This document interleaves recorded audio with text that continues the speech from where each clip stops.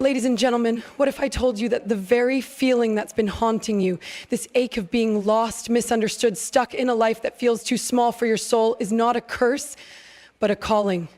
What if I told you that being lost isn't the end of your story, but the beginning of your transformation? Because in the shadows of confusion, there lies a secret, one that the world has ignored, but scientists are only just beginning to grasp. And it's written, not in some hidden lab or buried scroll, but in the very words of the Quran. A book that has outlasted empires, softened the hardest hearts, and turned forgotten names into immortal legacies. You came here curious, maybe even skeptical. Good, stay with me, because what you're about to hear isn't just motivation, it's revelation. And by the time we reach the final word, you won't just believe in possibility, you'll feel it roaring in your chest. So take a deep breath, look inside yourself, and ask, are you really lost, or are you moments away from becoming a legend? Let's find out together. The feeling of being lost is something that echoes in every heart at some point. It creeps in quietly during the stillness of night or the chaos of day, when the noise of life dims and you're left wondering why you're here, what your worth is, or what direction your life is supposed to take. It's not always dramatic. Sometimes it's a slow drift where you're functioning, existing, doing what's expected, but deep inside you know you're missing something. The terrifying part? You can't even describe what's missing. You just know you feel empty, unanchored, powerless. You look in the mirror and ask, who am I? And how did I end up here? Now, this isn't just your story. This is a shared human condition. People around the world, from successful business people to street kids, from celebrities to students, are experiencing the same void. They might not say it out loud, but they feel it. And some mask it better than others. Some chase wealth, others dive into distractions, drugs, relationships, social media validation. But the real issue isn't on the outside, it's within. Because you can't fill a spiritual hole with material things. The soul craves meaning, not money. Purpose, not possessions. Direction, not distractions. That's why when someone opens the Quran with sincerity, even if they don't fully understand it, something stirs inside them. It's as if this ancient book is speaking directly to their soul in the language that only the heart understands. Not everyone feels it on the first page. But the Quran doesn't rush you. It meets you where you are. And if you stay with it long enough, something begins to happen. The fog begins to clear. You begin to understand your worth, not in the eyes of people, but in the eyes of your Creator. And that's the first step from being lost to becoming a legend. You see, the word legend isn't about fame. It's not about followers or headlines. It's about legacy. It's about a life that had meaning, a life that left behind light, a life that rose above its circumstances and transformed its pain into purpose. That's what the Quran does. It doesn't just give you hope, it gives you strategy. It doesn't just say God is merciful, it shows you how to receive that mercy. It doesn't just warn about destruction, it opens the doors to elevation. It takes a person who feels like nothing and reminds them that they were created by the same God who created the galaxies.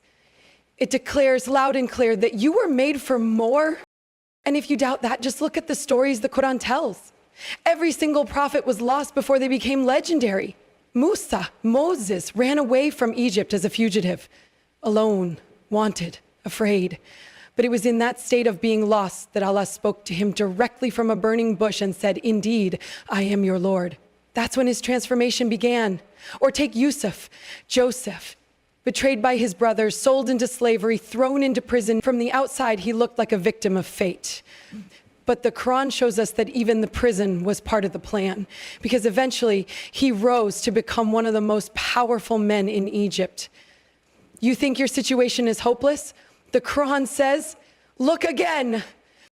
And let's not forget Muhammad himself. Before prophethood, he would often retreat to a cave, feeling disconnected from the society around him. The corruption, the idol worship, the injustice, it overwhelmed him. He didn't know what to do, but he knew he couldn't stay silent. Then one night, the words came, Read in the name of your Lord who created. And in that moment, a man who was once just a shepherd became the most influential human being in history. Why? Because he received the Quran, and through it, he found clarity, courage, and conviction. The Quran doesn't just tell us these stories for entertainment, it shows us the pattern. That greatness often begins in the dark. That feeling lost is not a sign of failure. It's a sign that your soul is searching. And the one who created your soul didn't leave it without guidance. That's what the Quran is, divine guidance in a world full of noise. It silences the chaos. It recenters your compass. It reminds you of who you are, where you came from, and what awaits you if you choose the path of light. You may wonder how a book written over 14 centuries ago could still be relevant. But the truth is, the Quran isn't stuck in time. It's timeless because it speaks to the human soul. And the soul hasn't changed. Technology has evolved, but people's struggles are still the same. Anxiety, fear, depression, self-doubt, guilt, jealousy, hopelessness. The Quran addresses them all. It doesn't dismiss your pain, it validates it. It meets you in the valley but calls you to the mountain. It acknowledges your weakness but reminds you of God's strength. And when the world says, you're not enough, the Quran whispers with God, you are more than enough. That's why the Quran is not a book of burdens, it's a book of breakthroughs. It doesn't weigh you down, it lifts you up. Even its laws and commandments are not there to restrict you. They're there to refine you, to shape you into someone who can walk through fire and come out pure. Someone who can carry scars but still shine. Someone who can be betrayed but still forgive. Someone who can fall and still rise. That's the journey from lost to legend. And here's the part that will shake you. The Quran doesn't expect perfection, it celebrates progress. God doesn't ask you to have it all figured out, He just asks you to take one step. One verse, one sincere moment, because one drop of light can shatter a room full of darkness. One verse of Quran truly felt can reroute a life. It's not about memorizing it cover to cover.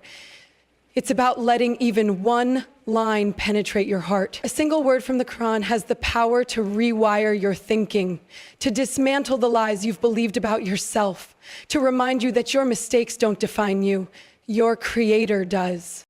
The journey from lost to legend begins when you stop running from your pain and start listening to what it's trying to teach you. And the Quran doesn't just teach, it transforms. It doesn't just inform, it inspires. You start to see hardship not as punishment, but as preparation. You begin to see delays not as denials, but as divine protection. You stop looking for validation from people because you realize you were already chosen by God. That changes everything. When you internalize the Quran's message, you stop begging the world to see your worth. You walk with dignity because you know you're carrying the words of your Creator. You stop measuring yourself by the standards of society. You start asking, what does God expect of me? And once you align with that, you become unstoppable. That's the birth of the legend, not because of your power, but because of the power of the one guiding you. And make no mistake, this transformation isn't theoretical, it's real. Go online and you'll find countless testimonies. People who were suicidal, addicted, angry, broken, but who found a new life through the Quran. Scientists who started with doubt and ended with awe. Celebrities who had everything but still felt empty until they opened the book. Criminals who were hardened by hate, but softened by one verse. This isn't just a religious text. It's a revolution, one soul at a time. And maybe, just maybe, that revolution starts with you. Okay, would you like the next keynote explained in this same style next? So if you've ever felt invisible, like you're just drifting in a world that doesn't notice, let me tell you this. You're not lost. You're being redirected. You're not broken. You're being rebuilt. And the hands that are doing the rebuilding, they belong to the one who created you, who crafted you with intention, who placed you in this exact moment to hear these exact words, not by accident, but by divine design. The Quran isn't just a book. It's a mirror, a compass, a sword, and a shield.